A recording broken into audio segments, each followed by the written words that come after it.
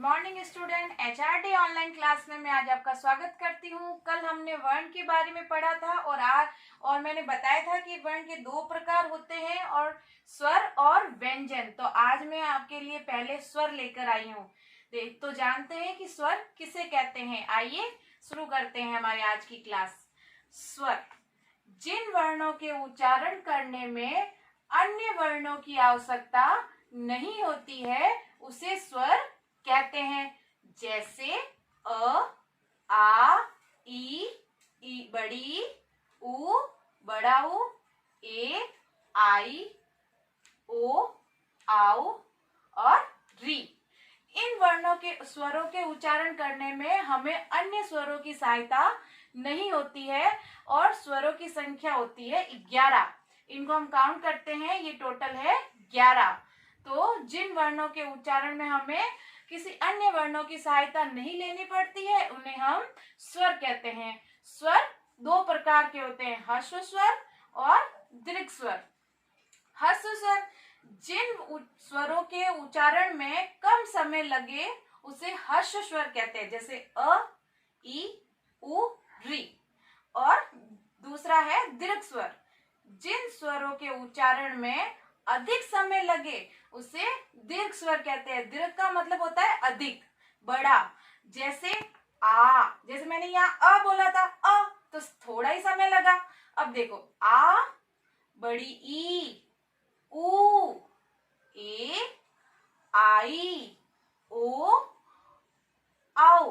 तो इन स्वरों के जब हम उच्चारण करते हैं तो हमें ज्यादा समय लगता है, इसलिए इन्हें दीर्घ स्वर कहते हैं। आपको ये वर्ण के बारे में हमने स्वर का दूसरा भाग है व्यंजन। चलिए तो व्यंजन किसे कहते हैं आइए जानते हैं। जो वर्ण स्वरों की सहायता से बोले जाते हैं उसे व्यंजन कहते हैं। स्वरों को बोलने के लिए व्यंजन की जरूरत नहीं होती है, लेकिन व्यंजन के उच्चारण के लिए स्वरों की जरूरत होती है। जो वर्ण स्वरों की सहायता से बोले जाते हैं उसे व्यंजन कहते हैं। जैसे स्वर की संख्या कितनी होती है, 11 होती है, वैसे ही व्यंजनों की संख्या होती है 33। अब व्यंजन कौन कौन से होते हैं तो मैंने यहाँ लिखे हैं। क से ड़ तक, च से ण तक, ट से ण तक, त से न तक, प से म तक, य से व तक और श से ह तक। क से लगाकर ह तक वर्ण जो होते हैं वो व्यंजन कहलाते हैं। आप देख रहे होंगे कि क के नीचे ऐसे लाइन लगी हुई है, हर वर्ण के नीचे लाइन लगी हुई है। तो इस लाइन का मतलब हिंदी में इसको क्या कहते हैं पता है आपको? हिंदी में इसको हलंत कहते हैं। और इस हलंत लगने का मतलब होता है कि ये जो व्यंजन है वो क्या है, अधूरा है। क के नीचे जैसे हलंत लगा हुआ है तो इसका मतलब है कि ये अधूरा है। ये पूरा कब होगा, जब हम लिखेंगे हलंत प्लस अ।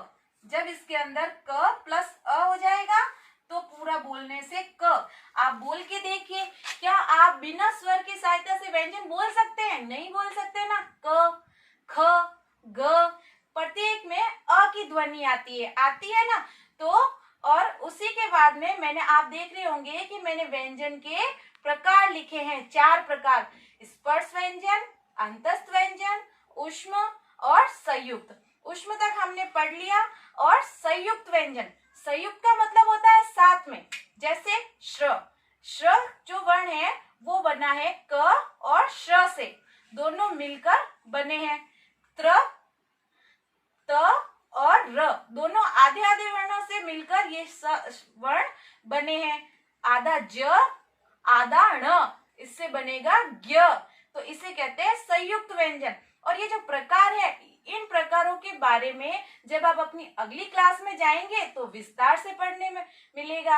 अभी आपको इतना ही पढ़ना है और कॉपी वर्क करना है। Thank you.